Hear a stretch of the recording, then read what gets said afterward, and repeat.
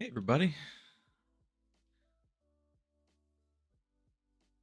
just getting stuff set up here, so bear with me for just a moment. It's been a little while since I've streamed, so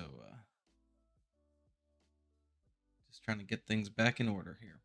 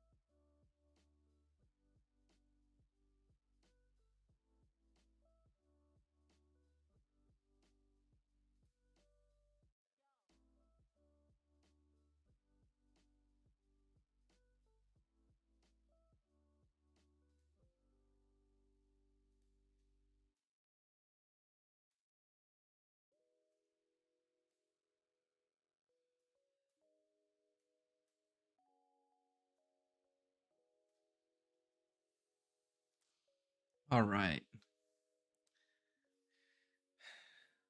Hi everyone.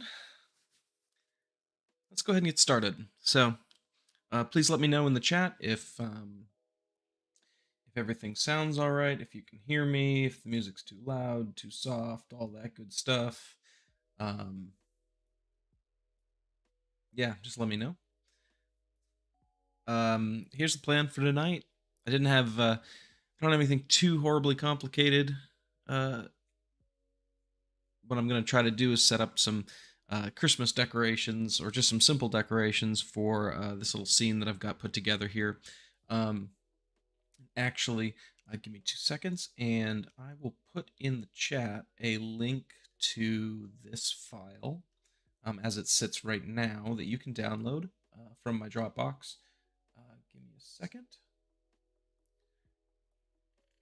Should have had this before, but I didn't.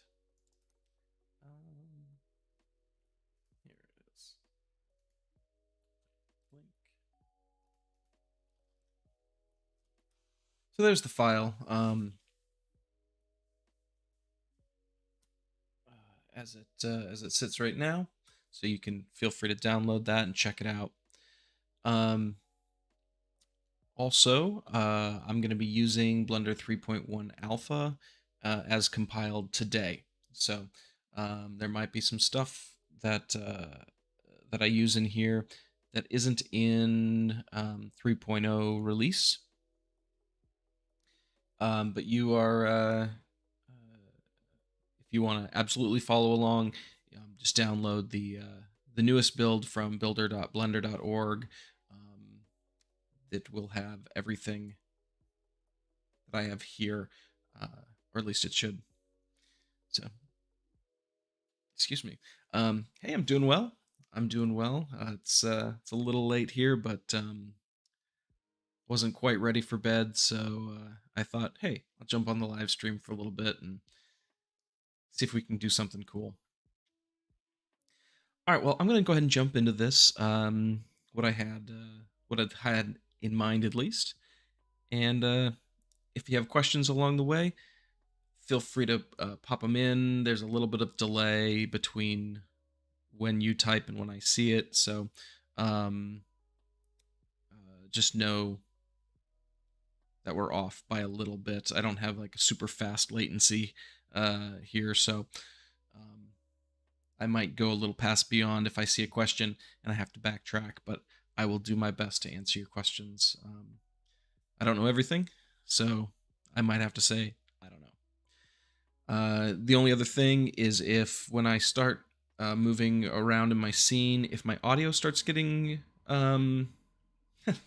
thank you. I appreciate the kind words. I'm glad you're getting something out of my tutorials. If when I start moving my screen around and rendering, if my audio gets choppy, please let me know. I've had that trouble in the past. I've made some adjustments, and I hope it takes care of it. But just let me know if things start getting choppy, and I will change my render settings on this end. So here we go. So what I wanted to do, I was inspired by some of my wife's Christmas decorations. She's got these strands of like they're little felted balls on a strand, that she's got hanging around the house. They're really cute.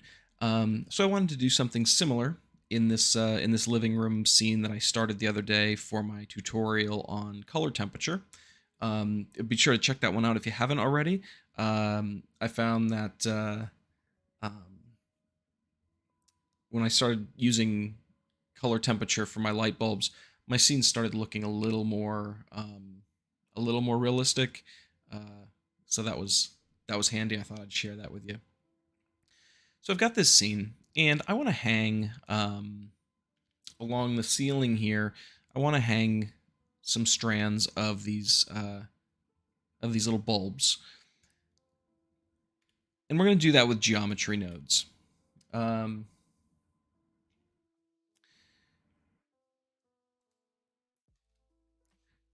so what I want to do, let's jump into geometry nodes editor here, and I'll go into wireframe mode. Cool. All right. So the easiest thing to do is to uh,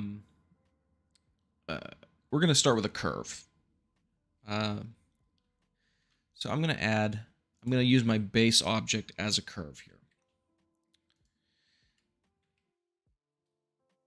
I'm gonna change the handle type in a minute, so I really don't have to worry about straightening it out or anything. I just need to place the endpoints. So I'm gonna drop this endpoint in this corner, this endpoint in this corner, and then extrude this one way down here. So now this curve is in all three corners of the room. Obviously, this isn't what we're gonna want. We're gonna need to do some other stuff with this, but we'll add a geometry node tree to it.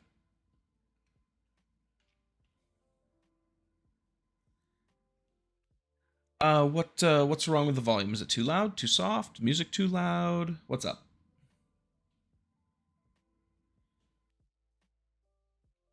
Let me know. Let me know Sophie, what the problem with the volume is. Got my end cranked pretty good here. Yeah. The mic a little closer, maybe that helps. Okay. Um all right, so what I'm going to do on this to get started, we want to first thing we want to do is work on the shape, the overall shape of the hanging wires. And okay, good. Glad the audio is fine. Thanks for letting me know. So what I'm going to do is I'm going to add a curve node, and I'm going to add the set handle type node.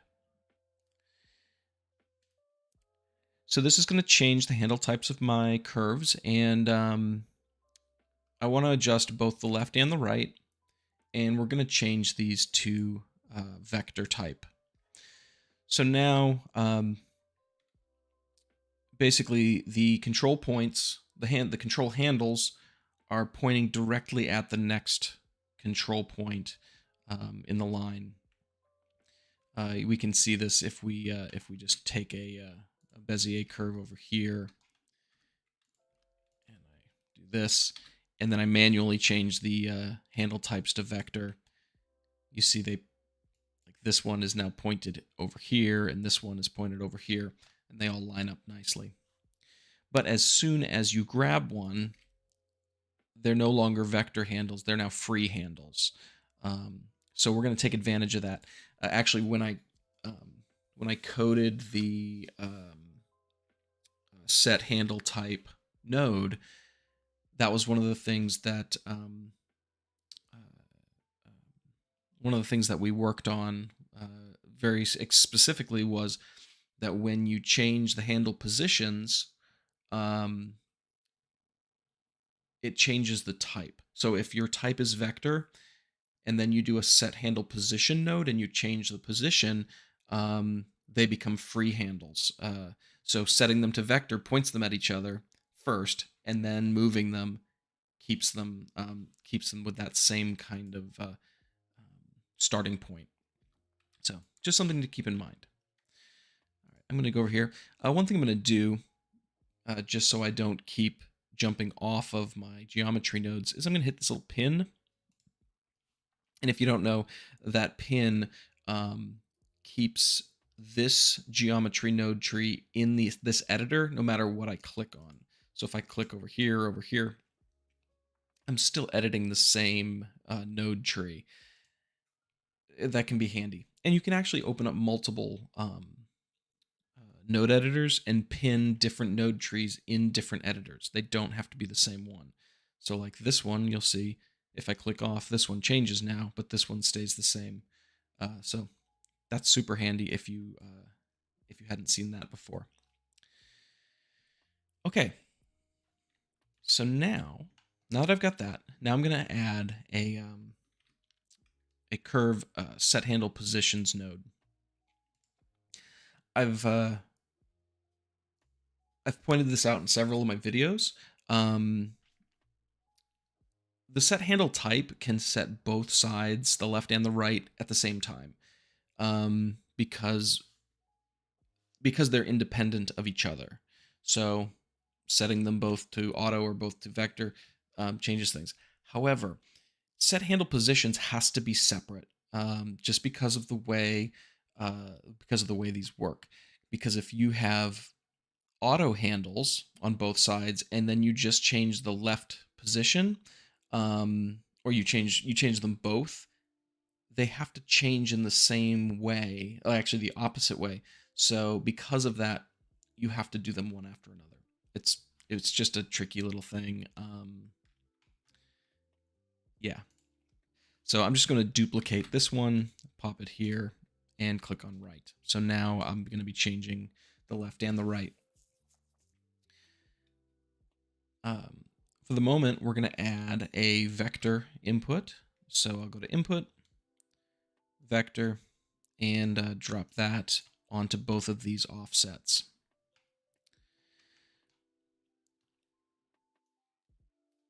Now, if I simply lower my z value on this vector,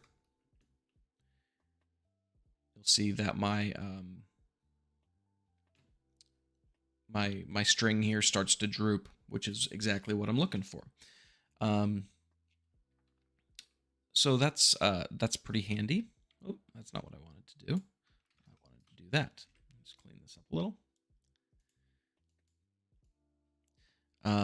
One thing that I am learning, along with everyone, is do your best to keep your nodes tidied up,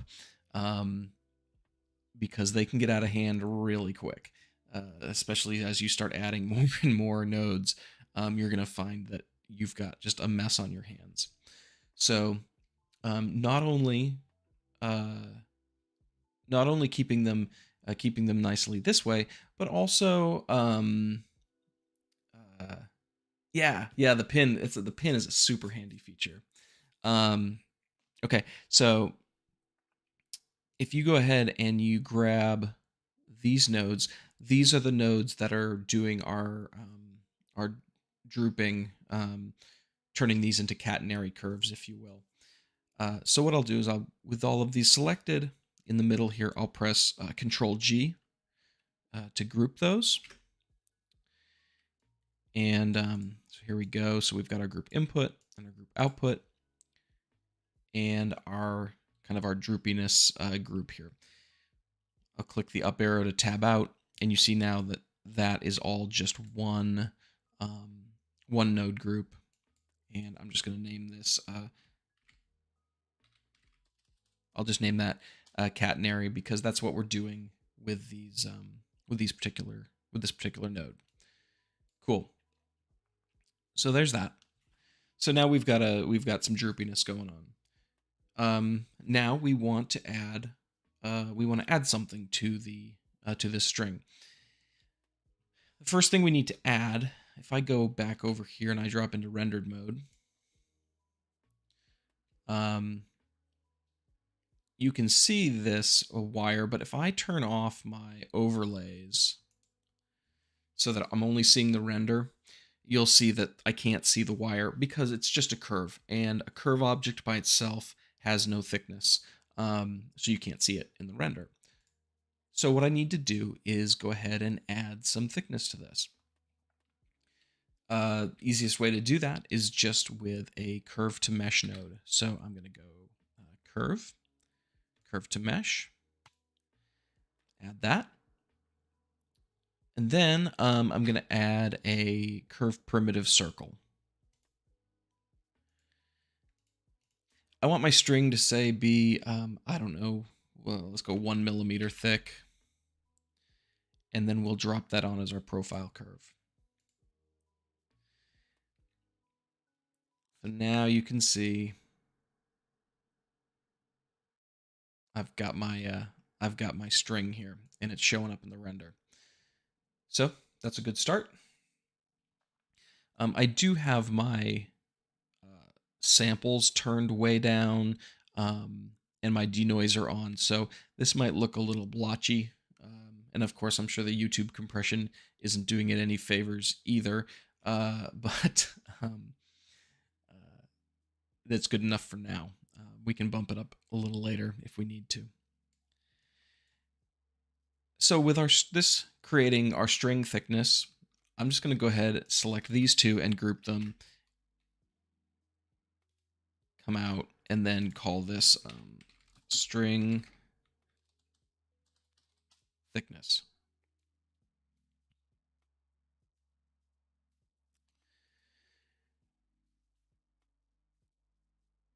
So as you can see, if you're, you know, I've already added, you know, here we had 4 nodes in here, and we've got 2 in here, so we're up to 6 nodes here, but keeping them condensed down this way means they're not overtaking my scene or overtaking my node editor, if you will, and they're a bit more manageable. Okay, so now we want to put something on our string. So let's go ahead and do that. Anytime we want to place objects on another object, a good go-to is the instance on points node. If you were using, if you've used some tutorials before Blender 3 came out, the old point instance node got removed, and a new point instance node called instance on points was added. So I'll go ahead and go to instances menu and say instance on points.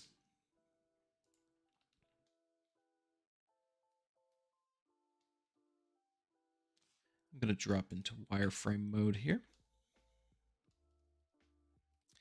I'm going to also select my curve and press the / key. That way I am on local mode, a local view, and so I'm only seeing my curve here. Now, what we need to do is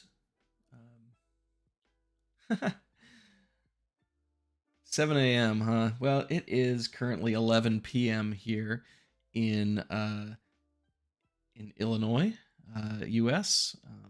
But hey, I'm glad you're watching.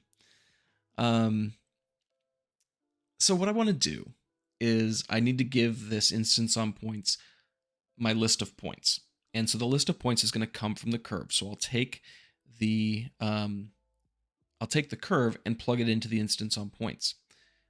But I want to make sure I'm using the output from the catenary node here as my source.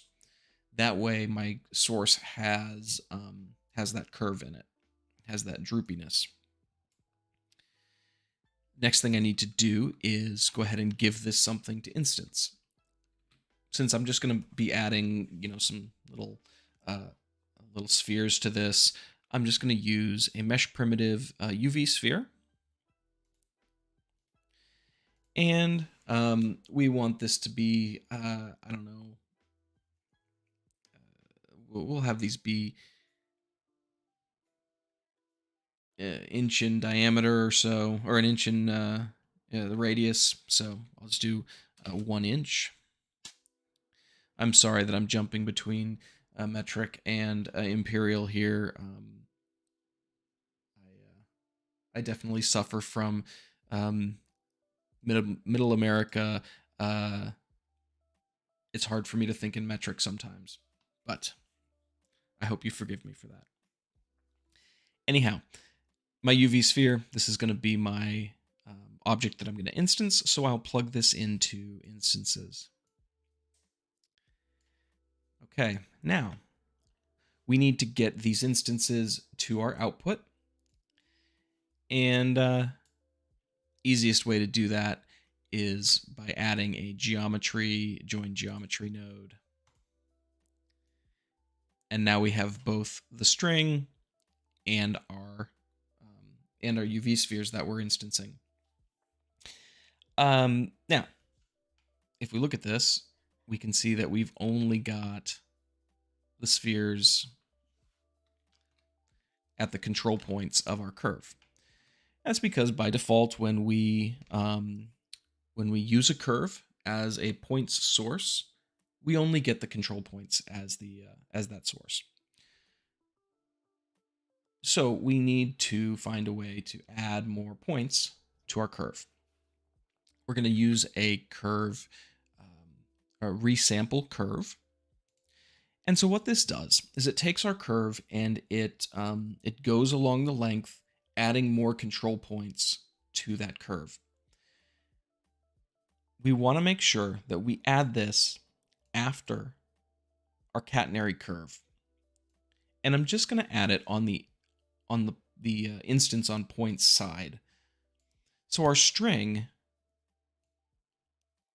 the curve that's going to our string thickness here, still only has the original 3 endpoints, the 3 control points. And so when we change this to a mesh, we're only changing, based on those 3 points. But over here, we want the higher resolution to show up for our instance on points. There's a couple ways we can do this. We can base this on the count of how many points we want. We can do a length, and we can do the evaluated, which is based on like for NURBS curves and things like that. I haven't had to use that as of yet for evaluated. But for this one, I want these to be one right after another. So I'm going to do length. So length is actually going to be the length of the curve between each instance. So right now, this is at 0.1 meters. And since our UV spheres are 0.025 meters in radius, so they're about 0.05 in diameter, I'm going to go ahead and decrease this so they're closer together. I don't want them to be perfectly touching. I want them to be a tiny little bit of space. So maybe I'll do, let's do 0.07 meters. That's better. Maybe a little bit less. 6, maybe. Let's try 0.055. Yeah, that looks pretty good. So now we've got them close, but not touching perfectly. Just to give them a little bit of separation. Totally up to you. All right, I'm going to drop out of local mode, go back to my camera view, and we'll drop into rendered mode and see what we've got. All right.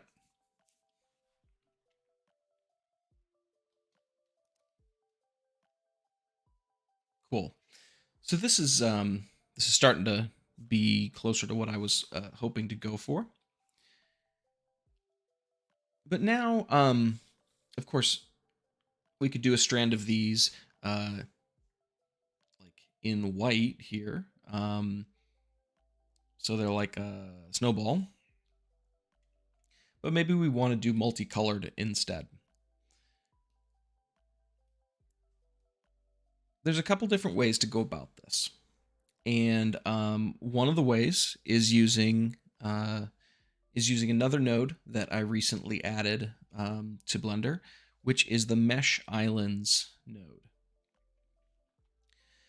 So what we can do here, right now, if we look at this group output, let's look over at our spreadsheet view over here in the corner. We have mesh data. So we've got 800 vertices here, and we have 175 instances.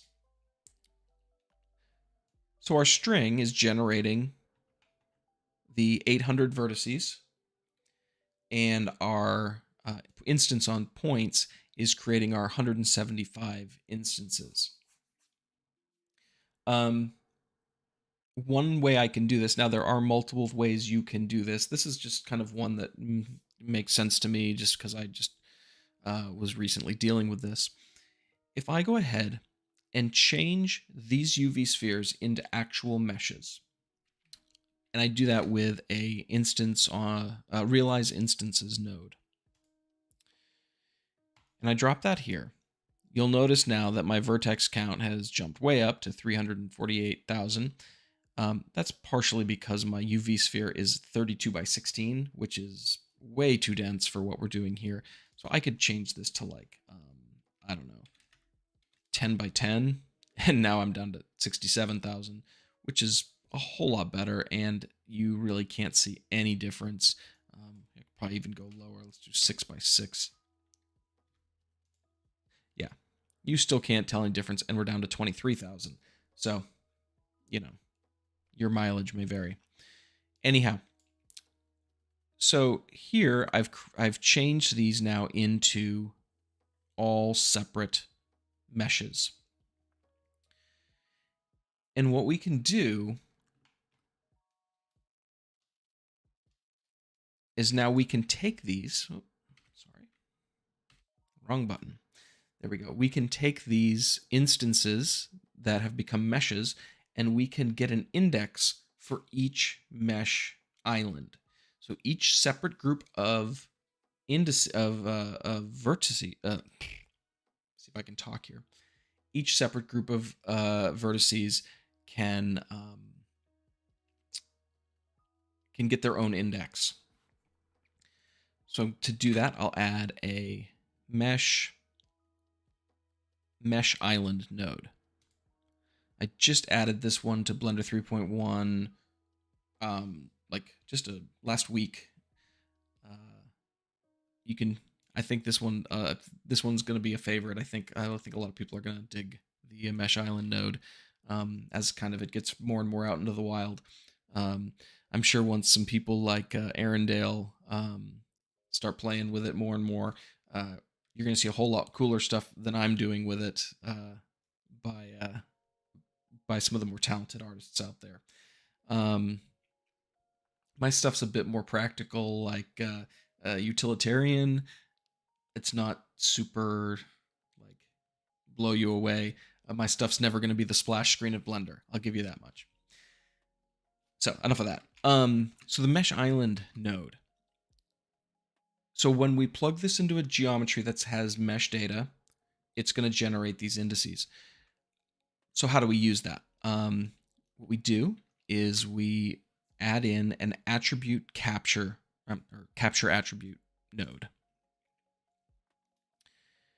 And we're going to drop that in here on this line. So now this mesh data from our from the spheres is what's going into this.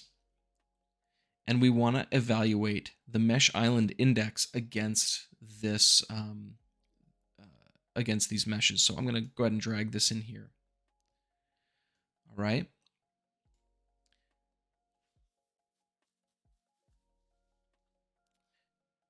So now we've got, if we go ahead and control shift click on our capture attribute, and then plug in our attribute to the value here,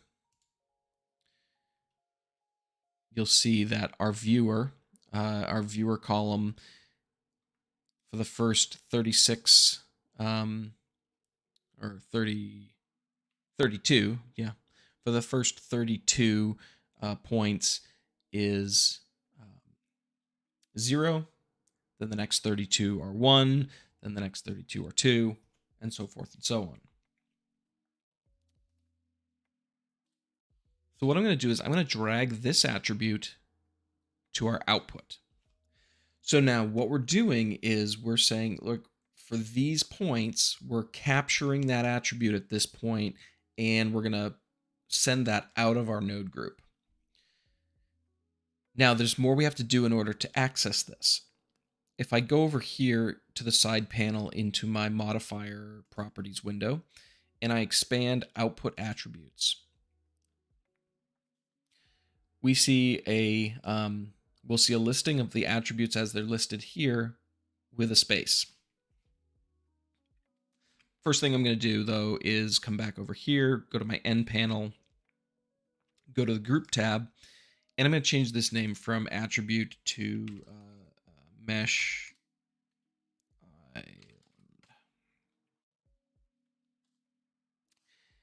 And then here, I'm just going to name this one island.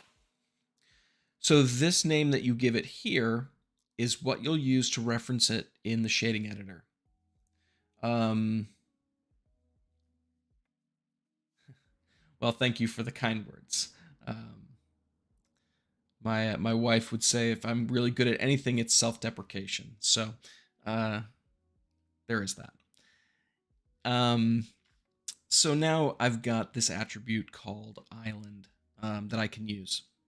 Let's see how we can use that. We're going to add a material to our snowballs here. So with this curve selected, I'll go to my material tab, and I'm going to add a material, and this one will be for the balls, and then I'm going to add another one, and this one is going to be for the string. Okay. So so now what we'll do is we're going to add some set material nodes, so that we're explicitly telling our node tree which material to put on which piece of geometry. So I'll go to material, set material. I'll drop one here after our string, and ended up being string 001. So that's that one. And then there we go. And then I'm going to duplicate that and drop it here on after the realize instances. And this one is going to be balls. All right. Let's jump over to our shader editor and see what we can do with these.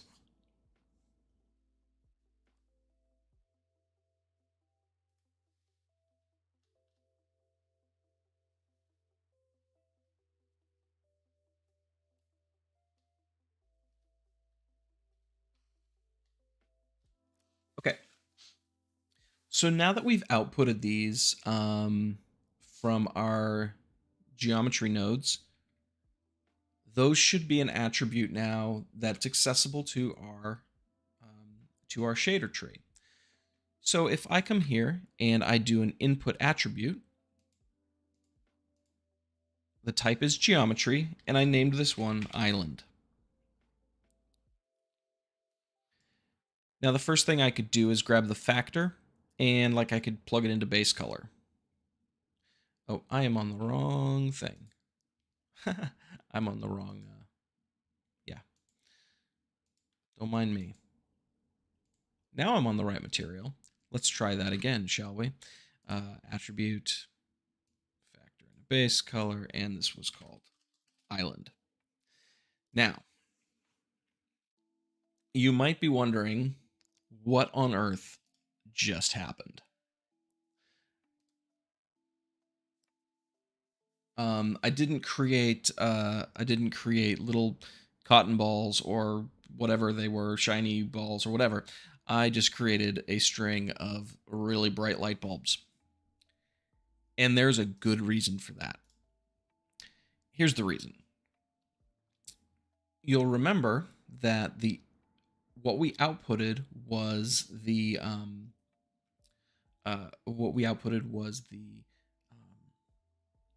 trying to get the words to come into my brain. We outputted the mesh island index, and the mesh island index is an integer. The first one is 0, the next one is 1, and then they just go up from there. So this factor is an integer, and our color is expecting a value, are all values between 0 and 1. So we are overdriving this, and basically we turned this into an emission shader by giving it color values that are way blown out of proportion. So how can we bring this into the realm of colors that aren't light emitters? Well, first thing I could do is think about the type of information that I'm getting. So I'm getting integer data, and how can I, and I'm getting an unknown, or at least an arbitrary amount of data, of numbers here. So I don't know offhand. Like, I could go look and see, okay, I've got 200 balls on this strand. And so I could work with the number 200, but then if I change the strand, change the length or something, all of a sudden the number could change, and now I've got to go change my shader again. And that's no good. So we need to think of a way to bring this into a more procedural sort of situation. And one of the really good ways to do that is with the modulo operator. So I'm going to add a converter math node, drop it on this line, and change the operation to modulo. And if you're not familiar with modulo, the easiest way that I can explain this is like when you first learned how to do division in elementary school, and the teacher asked, okay, what is 7 divided by 2? And the answer they expected back was 3 remainder 1. And so that remainder is actually the output of the modulo when we're talking about integers. It's that remainder. If we take the first, if we divide the one number by the other, we get a number. Then we throw that out, and then whatever's left between those numbers that you couldn't fit in, that's the modulo. But what happens is when you use that against a number, say you do a modulo 3, you end up with a repeating pattern of 0, 1, 2, 0, 1, 2, 0, 1, 2, all the way up. So we're going to use that to our advantage here. So we're going to set the modulo to the amount of colors that we want to show up on this strand. And so I don't know, we'll just do 3 colors for no other reason than to keep it simple. So now what's happened is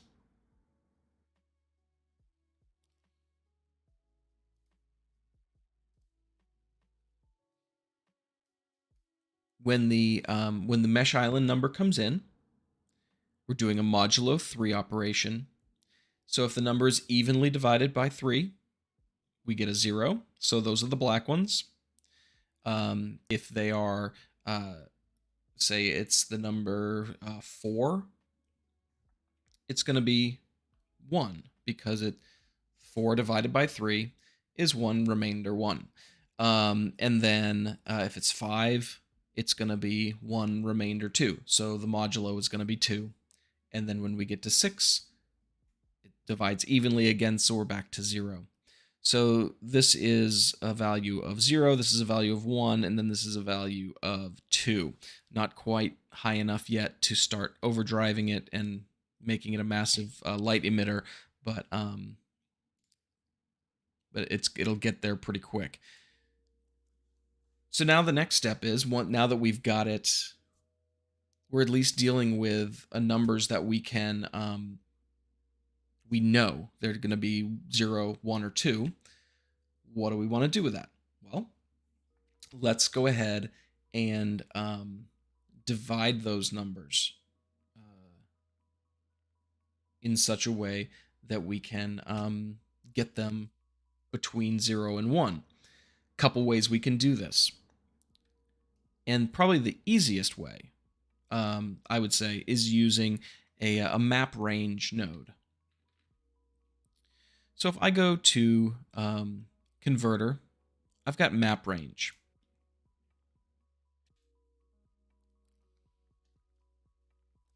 Map range takes what our incoming values are going to be and then does a linear interpolation, which means it kind of fits the one scale proportionally into the second scale. Now we want our color to go from 0 to 1, and our incoming, as we said, starts at 0 and is either 0, 1, or 2, because we're doing a modulo 3. So I'm just going to change this to 2. Now, you can think about it this way. 0 maps to 0, 2 maps to 1. So when our value is 1, it's actually going to get mapped to 0.5. So that's good. So we know what's going on. But right now we've got some very boring black, gray, and white balls. And if we're doing a holiday theme, I don't know, might be a little morbid. I don't know. Maybe it's classy. It's a classy Christmas ornament. I don't know. We want a little more gaudy than that. So if we want to create some colors here, I'm going to go with a color ramp node. So if I go to converter, color ramp, and drop that on my range here, we're going to go ahead and pick the colors we want to use. So I'm going to set this to constant, and that way we don't have a gradient here. We're just picking colors. And since we want 3 values, 0, 0.5, and 1 are the 3 values that our map range is going to output. So if I add in a couple of stops here, I basically have this first area handling the 0, this middle area handling the 0.5, and this end area handling the 1. So all I'm going to do here is I'll change this first one, and maybe we'll make this one red. Take the second one, make this a green, and we'll leave the last one white. Okay.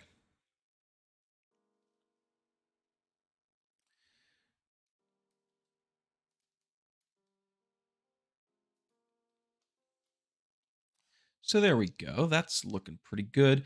I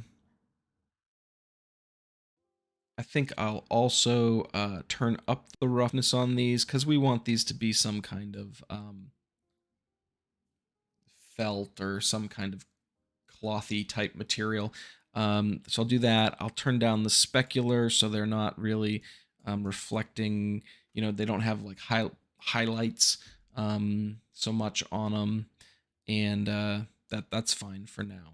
This really isn't a so much of a texturing material or a texturing tutorial, so we're fine. Okay, cool.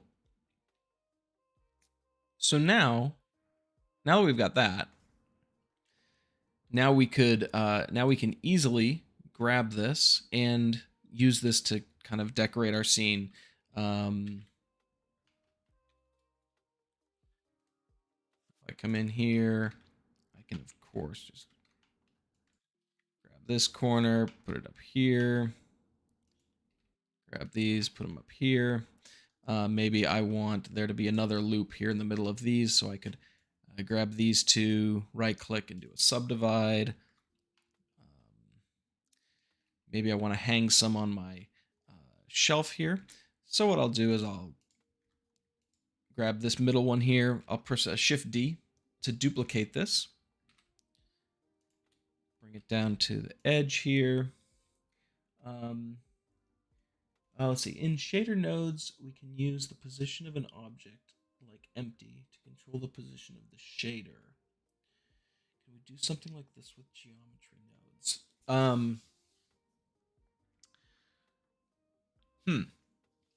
So what if I'm thinking correctly, you're using the like the object coordinates in the shader editor right now. So coordinates for shading out of geometry nodes is still in its infancy. I have not tried to do what you're asking just yet. I know one of the targets for the coding for Blender 3.1 is to get at least some kind of more control over the UV and the like texture coordinates in geometry nodes. I think that's probably one of the big lacking points at this point. I know there's a lot of requests to get some of that support in there. We'll be adding a 2D vector socket, which is what we're going to need to handle and manipulate UV coordinates, among other things that we can end up using that for as well. But for now, I'm not super sure of a good answer on that one.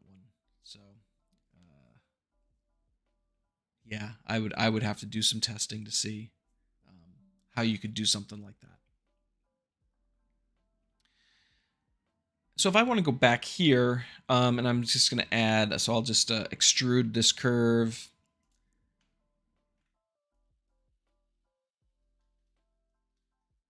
This.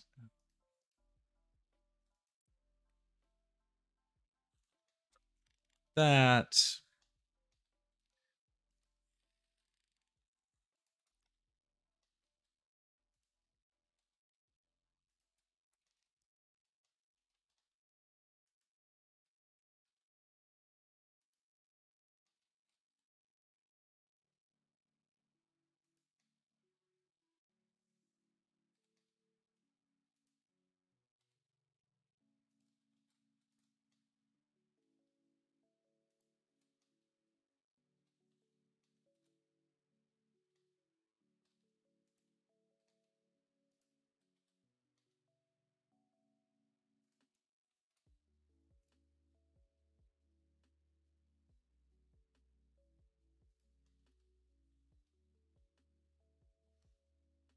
All right, so so we start to get some something a little fun going on here. Now, one of the things we might want to do is right now there's not a whole lot of artistic control. If I go back here to my geometry nodes window,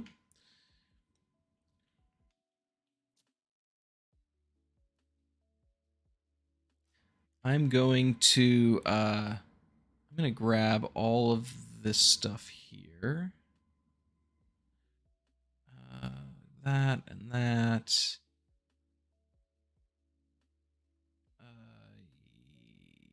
Yeah, sure. We'll move this over. We're just going to group these ones together just to kind of clean things up a little bit. And call these balls.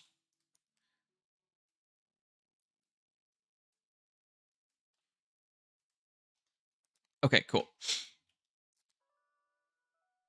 If I go back into my catenary node, you'll see that if I change this value, it changes for all of them. And the problem is, I might want to have nice big long loops like this on my ceiling, but then like here on my shelf, I want smaller ones. There's a couple things I could do. I could bring this value to the input of the modifier, and then have these be separate from these on completely different modifier stacks, and then edit them that way. Let's go ahead and do that first, so you can see what I'm getting at. So what I'll do is I'm going to shift right click through these ones here to combine them, and then drag this. No. I'm going to get rid of this, and then I'm going to add a vector combine XYZ. And then I'm going to take this Z and drop it into my input. And then I'm going to take that and drop it to the input of my entire modifier.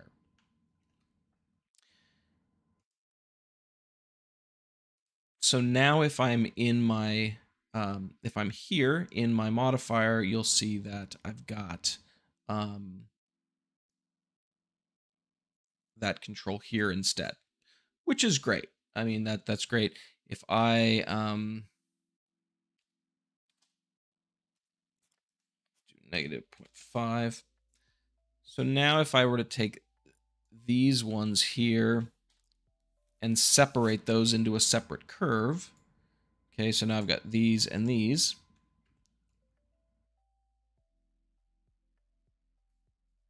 I can change that setting separately for those ones.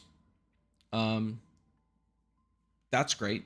And for a scene like this where you might have, I don't know, 5 or 6 different strands of these decorations, having them all be separate objects that you control individually might not be a big deal.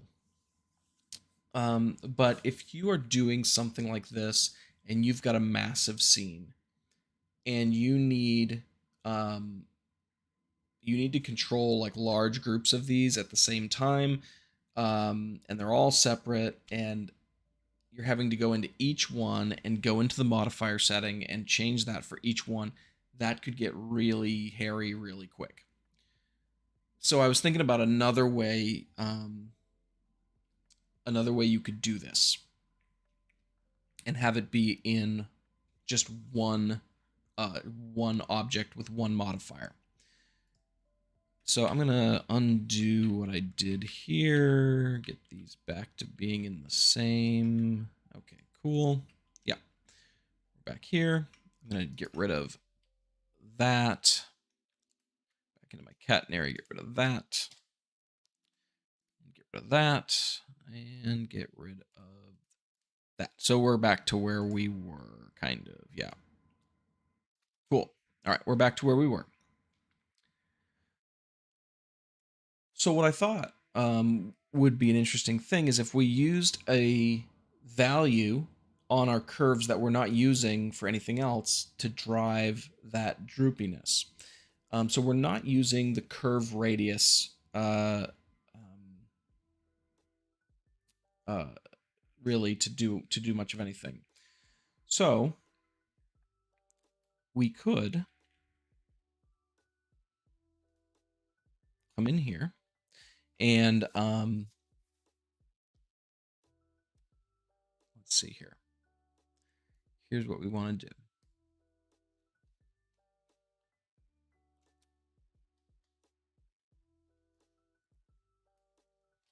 If we do our input radius, that's going to take the current radius of the curve, okay, at a given point. And I can plug that into the z. Now, you might say, well, something just exploded here. If I go out of this view, you'll see that everything went the wrong way.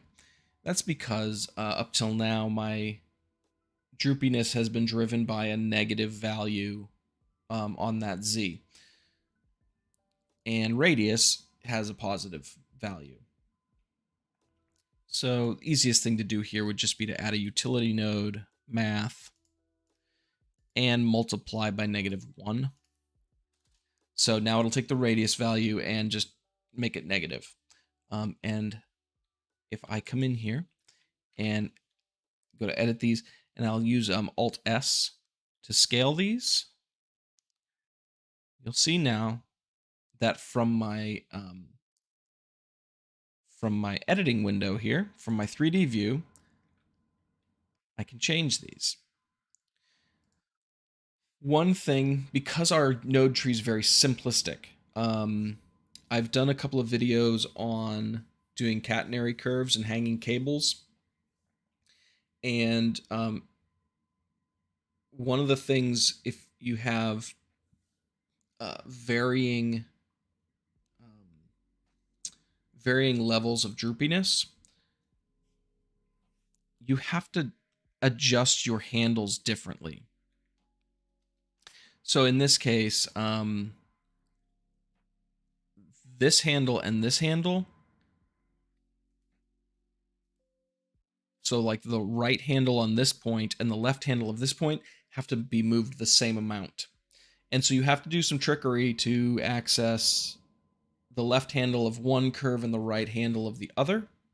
And that's more than I want to get into this evening. Go check out those videos. They're just a few weeks ago. There were 2 videos that I did on hanging cables. I go into that quite a bit more, and hopefully that answers that question for you. So if I just come to one of these and scale it, all of a sudden you'll see this starts acting weird and bends in an unnatural way. So what I need to do is, in this case, I would have to select all of the points on a given strand and adjust them the same amount for this particular example. So if I were to come in here, I'm going to undo what I did before. Okay. So I can select all of the points in a given curve by using the L key. So if I select one, or if I hover over one control point and press L, I'll select all the control points on that entire curve. Super handy. And then if I hit Alt S, now I'm just editing that one. Okay. And so then I can come here, hit L, back into, let's go into Eevee rendered mode here. So now I can go ahead and just edit this one and get it to the size that I want.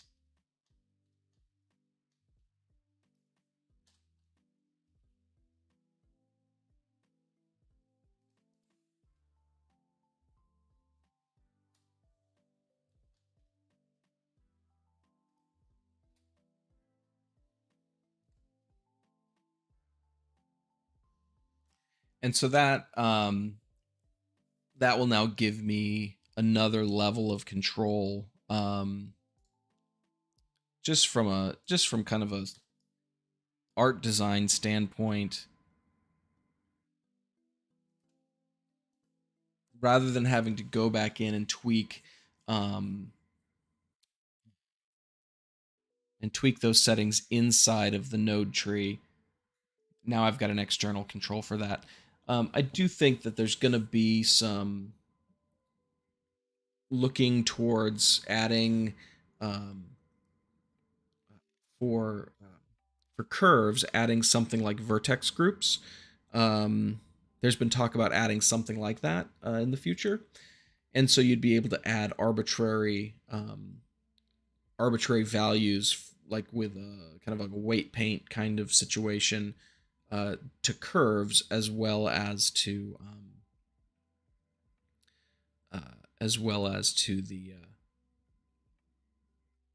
the meshes. Um, you could probably, as I think about this, you could probably start this with a mesh, put a vertex group on there, capture that value, then convert your mesh to a curve.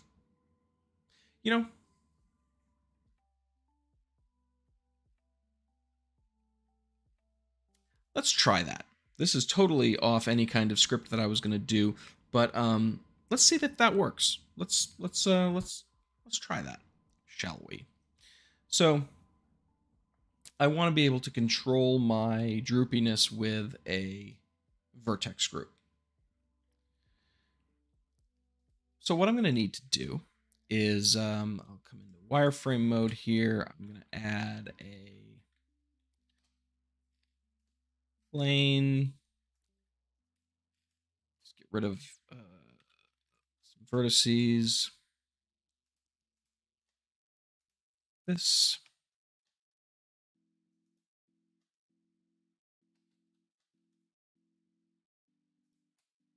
Okay, we'll start there. I'm going to add a new geometry node tree to this one, and I'm going to select the one that I just did. That's it. That one. Is it 2? Yeah. Okay, I got the right one. Now, so I don't destroy what I've done, I'm going to click the single user copy button. So now I've got a node tree just for this little test. And of course, it isn't working because our input isn't a curve. So I can't do this catenary bit on a mesh yet. So in order to do that, I'm just going to come in here and say mesh to curve. Drop that there.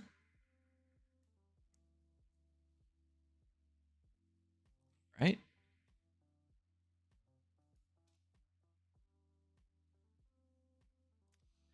For the moment, I'm going to disconnect this radius because our mesh doesn't have a radius.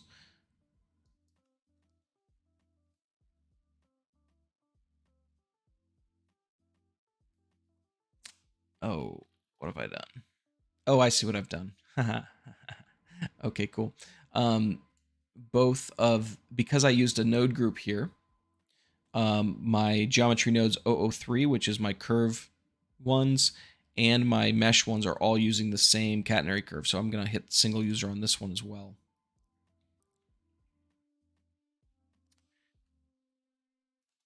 Then I'll come in here, get rid of this.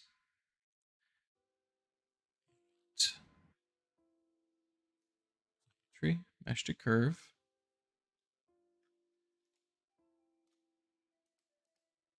Okay, that's one. Oh, okay, I know what's going on. So why this isn't drooping yet is because when we do a mesh to curve, the curve that gets generated is a polyspline curve, not a Bezier curve. So we do need to add a set spline type node here. So if I come to curve and say set spline type and change that to Bezier, now it can be affected by the no curve length, so we can switch and find input is mesh of curve. Mesh have no curve length, so we can switch and find input is mesh of. Well, yeah.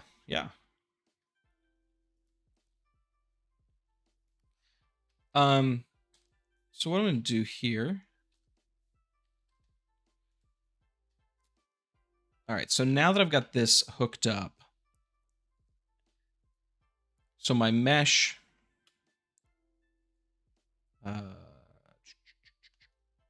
yeah. Okay, so this one that's all red. I wonder why that's all red. Well, I'll figure that one out. So basically we turned this line of mesh into a curve. We changed its spline type to Bezier, and then we did our catenary business on it. What we also want to do is, before we change this mesh to a curve, we are going to capture an attribute, and we're going to plug this into the input. All right. So now we've got this this input here. We're gonna take this. We will put our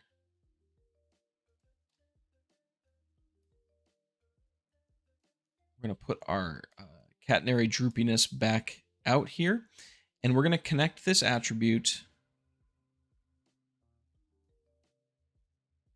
here.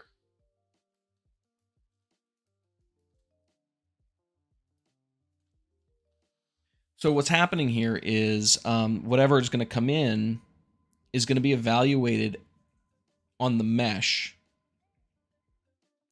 and not get evaluated on the new curve. So now when I do this, I should, yeah. So I have that.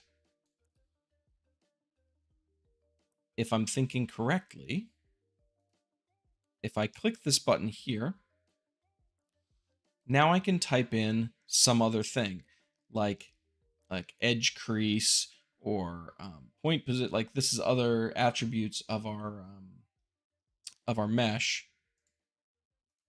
And if I come here and add a vertex group to this group, and so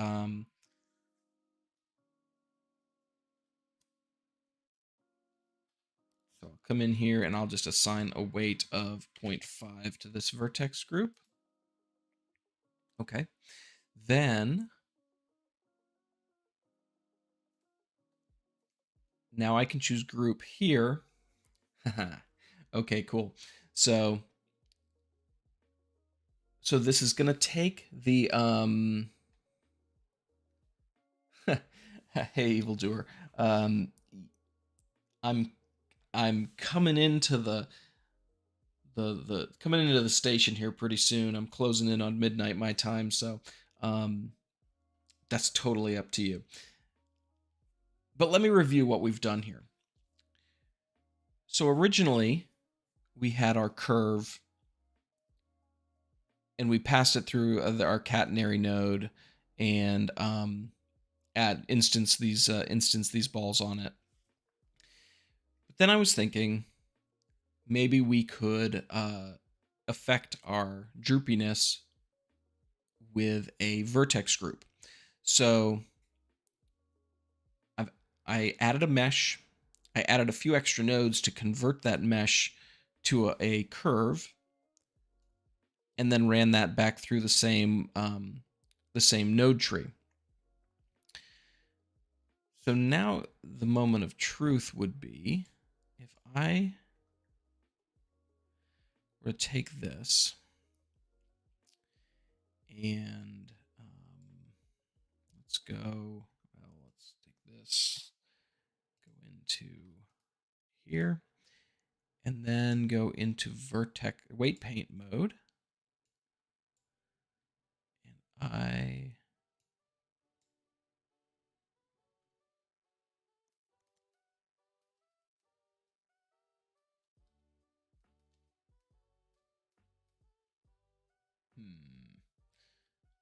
that's not working the way I would think. Let's do.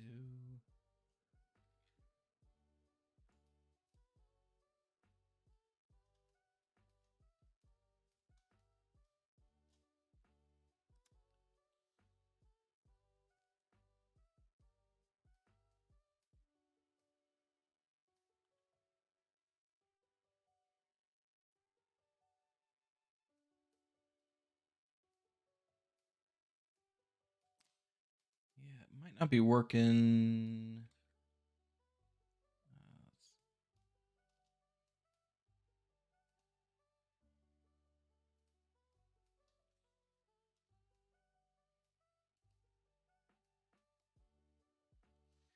Yeah, it might. Not sure what I'm doing wrong, but that's okay. I'm not going to belabor that point. If I come in here and I change, turn these back on. Okay.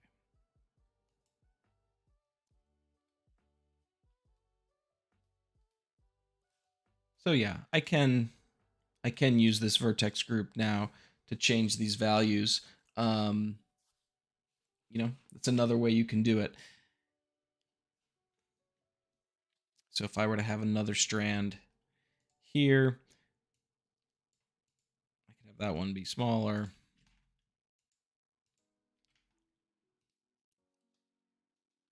And if I were to go back and do something like I did in my hanging cables video, I think especially the second one, I really nailed on this, where each point is not just controlling that value of its left and right um, control points, but each point is controlling the droopiness of its right control point and the left control point of the next point over. Then you could just pick one and just like you would be able to individually adjust each loop using using a uh, vertex group, which I mean that would be pretty slick. Or you could go back and use the thing with the radius on the other ones. I'm gonna go back and do that. I'm just gonna go here. Just, delete that one. But to be able to come in here and grab one point, adjust its radius, and have it be drooping more or less. And then you could really have quite a bit more artistic freedom to make these not so uniform. All right, so let's pull this train into the station, shall we? And we will let's see. I'm just going to come over here. We'll bump up our render samples. We'll do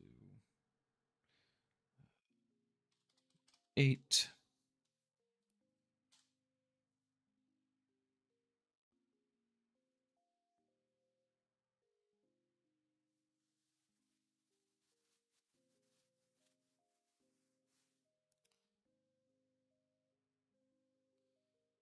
Yeah, that doesn't look too bad.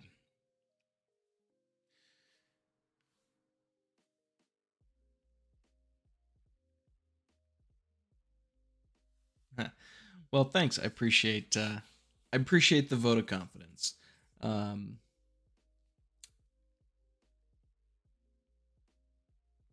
So this again, this is really a more practical use of geometry nodes. I'm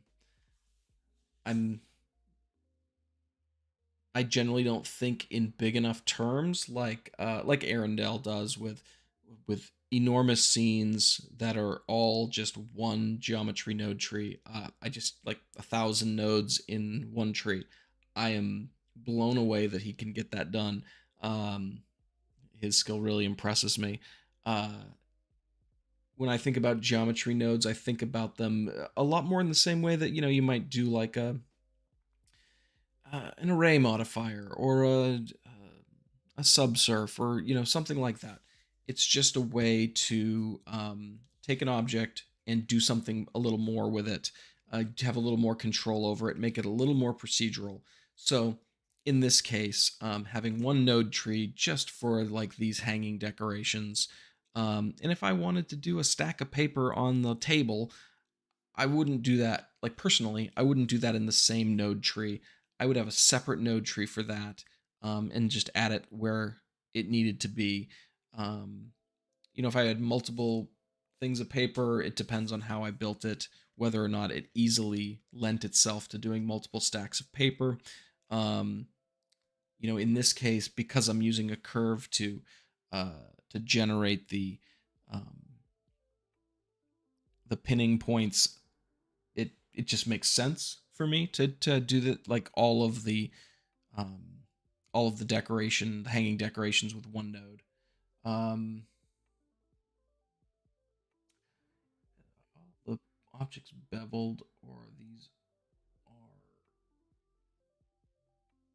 sharp. I think if you're I mean, there's some things in this scene that are beveled. um uh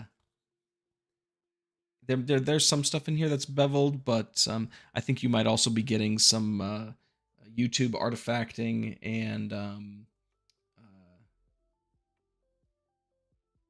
just kind of low resolution on my render. Um, but yeah, I think I'm pretty sure like on like the furniture here, um, I've got some bevels going on. That answers your question. All right, so before I wrap things up for the evening, is there anything else? Any other questions related to anything I did tonight that you might find interesting for me to touch on? Um, I'll kind of give the feed a second to get to that statement before I sign off. Um, but thanks for, if not, you new to geometry nodes. Hey, it's we're all pretty new to geometry nodes. They've really only been around about a year. Is there some way we can ask you questions about doing things in Blender outside of this platform? Yeah, actually, if you want to hit me up on Twitter, my handle um, is at Johnny Gizmo. That's JohnnyGizmo.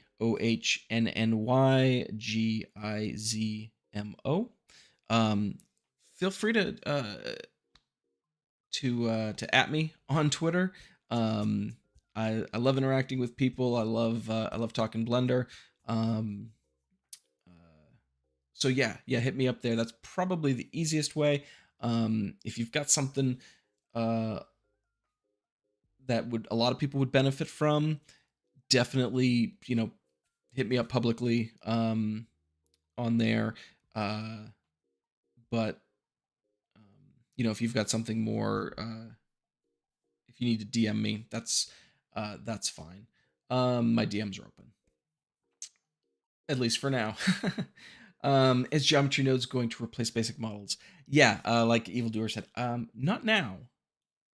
I really see it um, as an extension. You know, it's a modifier. I mean, yes, it's a whole system of modeling, um,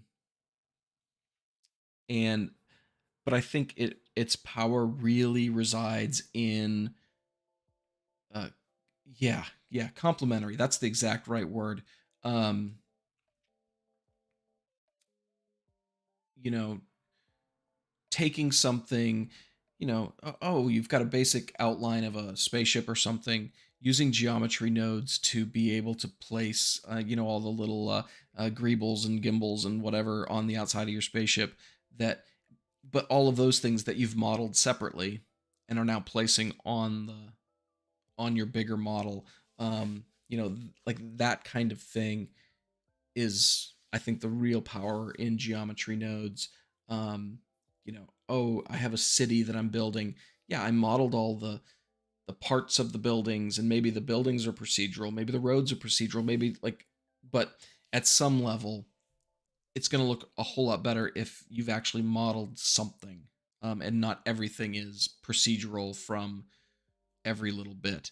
Um, that's not to say you can't do that, but I think combining the two, it will give a whole lot more power. It'll be a better use of your time than trying to get every little thing, you know, because if it takes you 5 minutes to model something that it takes you 2 hours to do the same thing in geometry nodes, you really didn't save yourself anything, because you can drag that model into geometry nodes with, 2 clicks.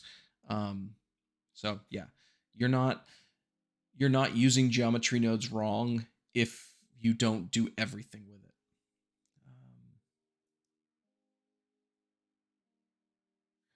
But distance between balls should stay the same. Want more droop, need more balls. Um, yeah. So, if we go back to um, if we go back to the balls object,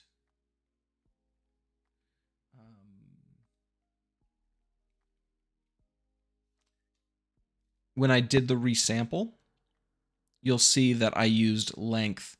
And so basically that is placing points along the original curve at that distance. So as that droop gets longer, it's going to be adding more points along that droop, and therefore more balls will get added to that droop. If I were to do count and say do 150, say,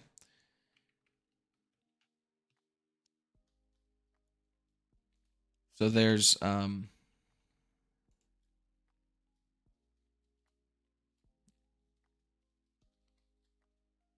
ah sorry, there we go.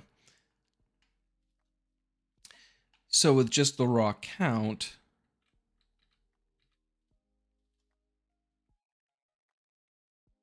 you'll see as it gets droopier, they get further apart because the count isn't changing.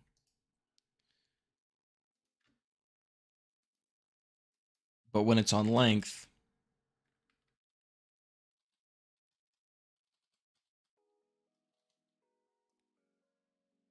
no matter how far I droop it down, they're staying the same distance apart.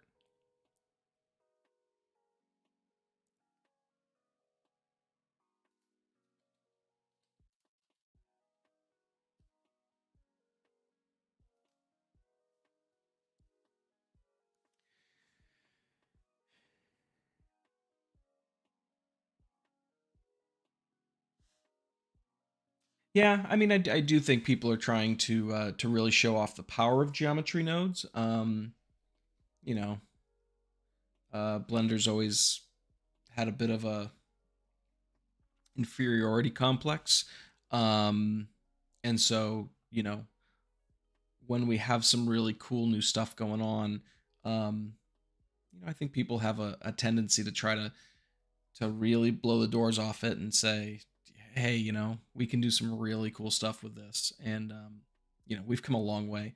I've been using Blender personally for 20 years, 21 years. I should be a whole lot better than I am, but that's beside the point. But you know, coming back from the early days, when we didn't even have undo.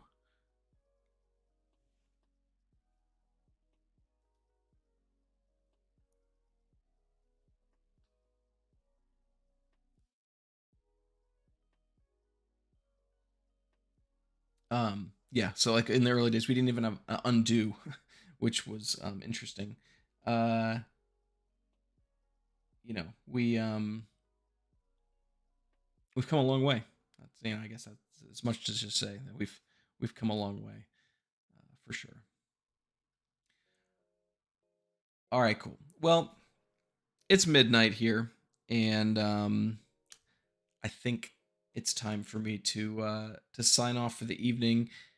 I really appreciate you all coming by. It was exciting to see people showing up to the stream. Um, I think we covered some cool stuff. As always, hit like, hit subscribe to the channel, tell all your friends, all that good stuff, and more stuff to come. I've been coding a lot, and trying to add some stuff to Blender.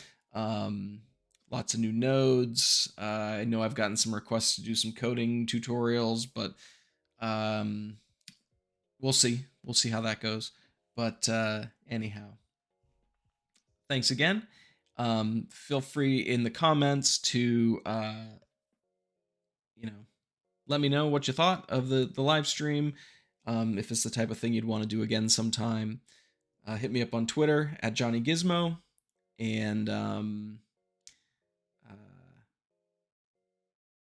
and I think that's it. So good night, everyone.